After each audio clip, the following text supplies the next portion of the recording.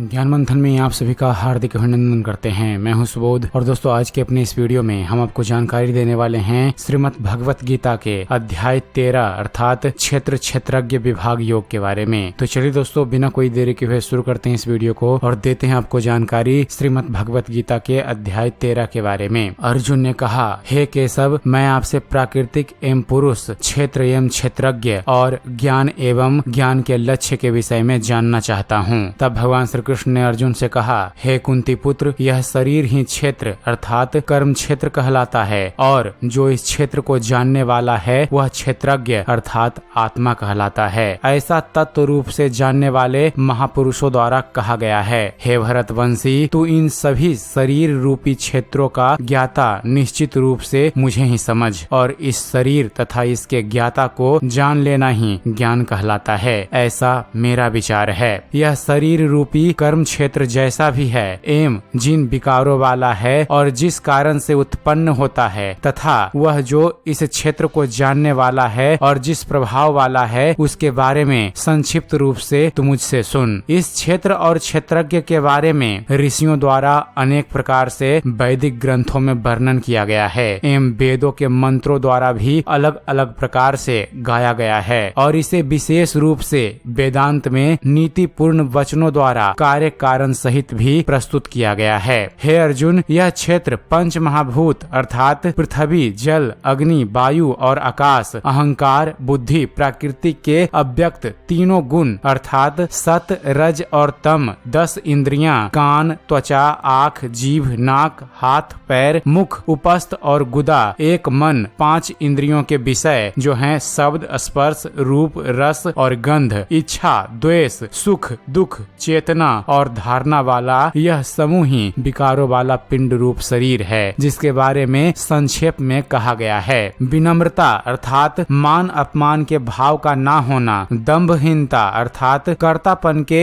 भाव का ना होना, अहिंसा अर्थात किसी को भी कष्ट नहीं पहुंचाने का भाव, क्षमाशीलता अर्थात सभी अपराधों के लिए क्षमा करने का भाव, सरलता अर्थात सत्य को ना छिपाने का भाव, पवित्रता अर्थात मन और शरीर से शुद्ध रहने का भाव, गुरु भक्ति अर्थात श्रद्धा सहित गुरु की सेवा करने का भाव, दृढ़ता अर्थात संकल्प में स्थित रहने का भाव और आत्म संयम अर्थात इंद्रियों को बस में रखने का भाव, इंद्रिय विषयों अर्थात शब्द, रूप, रस, गंध, स्पर्श के प्रति वैराग्य का भाव, मिथ्या अहंकार अर्थात शरीर को स्वरूप समझना न करने का भाव, जन्म, मृत्यु, बुढ़ापा, रोग, दुख और अपनी बुराइयों का बार बार चिंतन करने का भाव, पुत्र, स्त्री, घर और अन्य भौतिक वस्तुओं के प्रति आसक्त होने का भाव, शुभ और अशुभ की प्राप्ति पर भी निरंतर एक समान रहने का भाव, मेरे अतिरिक्त अन्य किसी वस्तु को प्राप्त न करने का भाव, बिना विचलित हुए मेरी भक्ति में स्थिर रहने का भाव, शुद्ध एकांत स्थान में रहने का भाव और सांसारिक भोगों में लिप्त मनुष्यों के प्रति आसक्ति के भाव का न होना, निरंतर आत्म स्वरूप में स्थित रहने का भाव और तत्व स्वरूप परमात्मा के साक्षात्कार करने का भाव, यह सब तो मेरे द्वारा ज्ञान कहा गया है और इनके अतिरिक्त जो भी है वह अज्ञान है। हे अर्जुन, जो जानने योग्य है अब मैं उसके विषय में तुम्हें बतलाता हूँ, जिसे जानकर मृत्यु को प्राप्त होने वाला मनुष्य अमृत तत्व को प्राप्त होता है, जिसका जन्म कभी नहीं होता, जो कि मेरे अधीन रहने वाला है, वह ना तो कर्ता है और ना ही कारण है, उसे परम ब्रह्म अर्थात परमात्मा कहा जाता है। वह परमात्मा सभी ओर से हाथ पांव वाला है, वह सभी ओर से आँखें, सिर तथा मुख वाला है, वह सभी ओर से सुनने वाला है और वही संसार में सभी वस्तुओं में व्याप्त होकर स्थित है। वह परमात्मा समस्त इंद्रियों का मूल स्रोत है, फिर भी वह सभी इंद्रियों से परे स्थित रहता है। वह सभी का पालन करता होते हुए भी अनासक्त भाव में स्थित रहता है और वही प्राकृतिक के गुणों अर्थात सत्य, रज, तम से परे स्थित होकर भी समस्त गुणों का भोगता है। वह परमात्मा चर अचर सभी प्राणियों के अंदर है और बाहर भी स्थित है। उसे अति सूक्ष्म होने के कारण इंद्रियों के द्वारा नहीं जाना जा सकता है। वह अत्यंत दूर स्थित होने पर भी सभी प्राणियों के अत्यंत पास भी वही स्थित है। वह परमात्मा सभी प्राणियों में अलग अलग स्थित होते हुए भी एक रूप में स्थित रहता है। यद्यपि वही समस्त प्राणियों को ब्रह्मा रूप में उत्पन्न करने वाला है, विष्णु रूप से पालन करने वाला है और रुद्र रूप से संहार करने वाला है। वह परमात्मा सभी प्रकाशित होने वाली वस्तुओं के प्रकाश का मूल स्रोत होते हुए भी अंधकार से परे स्थित रहता है। वही ज्ञान स्वरूप अर्थात आत्मा है, वही जानने योग्य परमात्मा है, वही ज्ञान स्वरूप आत्मा के द्वारा प्राप्त करने वाला लक्ष्य है और वही सभी के हृदय में विशेष रूप से स्थित रहता है। इस प्रकार कर्म क्षेत्र अर्थात शरीर, ज्ञान स्वरूप अर्थात आत्मा और जानने योग्य अर्थात परमात्मा के स्वरूप का संक्षेप में वर्णन किया गया है। मेरे भक्त ही यह सब जानकर मेरे स्वभाव को प्राप्त होते हैं। हे अर्जुन, इस प्राकृतिक अर्थात भौतिक जड़ प्राकृतिक एवं पुरुष अर्थात परमात्मा, इन दोनों को ही तू निश्चित रूप से अनादि समझ और राग द्वेष आदि विकारों को प्राकृतिक के 3 गुणों से उत्पन्न हुआ ही समझ, जिसके द्वारा कार्य उत्पन्न किए जाते हैं और जिसके द्वारा कार्य संपन्न किए जाते हैं, उसे ही भौतिक प्राकृतिक कहा जाता है और जीव अर्थात प्राणी सुख तथा दुख के भोग का कारण कहा जाता है। भौतिक प्राकृतिक में अस्तित्व होने के कारण ही प्राणी प्राकृतिक के 3 गुणों से उत्पन्न पदार्थों को भोगता है और प्राकृतिक के गुणों की संगति के कारण ही जीव उत्तम और अधम योनियों में जन्म को प्राप्त होता रहता है। सभी शरीरों का पालन पोषण करने वाला परमेश्वर ही भौतिक प्राकृतिक का भोगता साक्षी भाव में स्थिर होकर अनुमति देने वाला है, जो कि इस शरीर में आत्मा के रूप में स्थित होकर परमात्मा कहलाता है। जो मनुष्य इस प्रकार जीव को प्राकृतिक के गुणों के साथ ही जानता है, वह वर्तमान में किसी भी परिस्थिति में स्थित होने पर भी सभी प्रकार से मुक्त रहता है और वह फिर से जन्म को प्राप्त नहीं होता है। कुछ मनुष्य ध्यान योग में स्थित होकर परमात्मा को अपने अंदर हृदय में देखते हैं। कुछ मनुष्य वैदिक कर्म कांड के अनुशीलन के द्वारा और अन्य मनुष्य निष्काम कर्म योग के द्वारा परमात्मा को प्राप्त होते हैं। कुछ ऐसे भी मनुष्य हैं जो आध्यात्मिक ज्ञान को नहीं जानते हैं, परंतु वह अन्य महापुरुषों से परमात्मा के विषय में सुनकर उपासना करने लगते हैं। परमात्मा के विषय में सुनने की इच्छा करने का कारण वह मनुष्य भी मृत्यु रूपी संसार सागर को निश्चित रूप से पार कर जाते हैं। हे भरतवंशी अर्जुन, इस संसार में जो कुछ भी उत्पन्न होता है और जो भी चर अचर प्राणी अस्तित्व में है, उन सबको तू क्षेत्र अर्थात जड़ प्राकृतिक और क्षेत्रज्ञ अर्थात चेतन प्राकृतिक के संयोग से ही उत्पन्न हुआ समझ।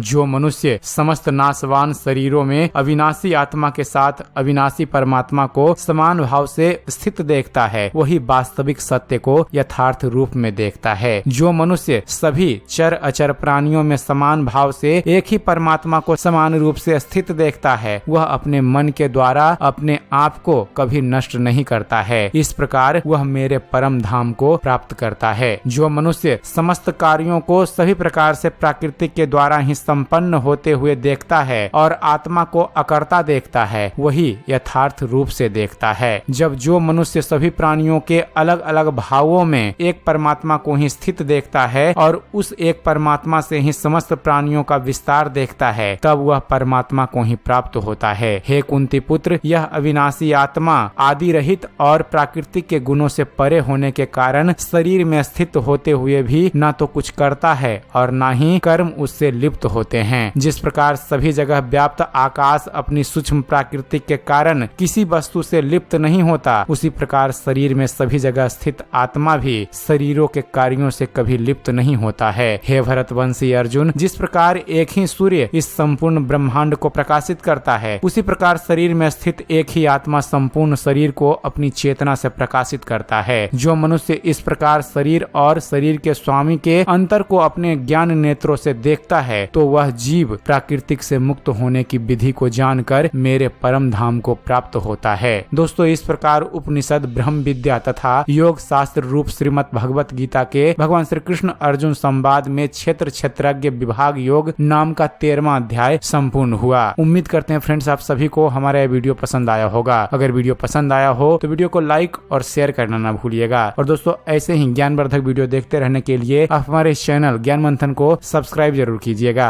आप हमारे चैनल को सब्सक्राइब कीजिए और देखते रहिए, जानते रहिए। धन्यवाद। जय हिंद।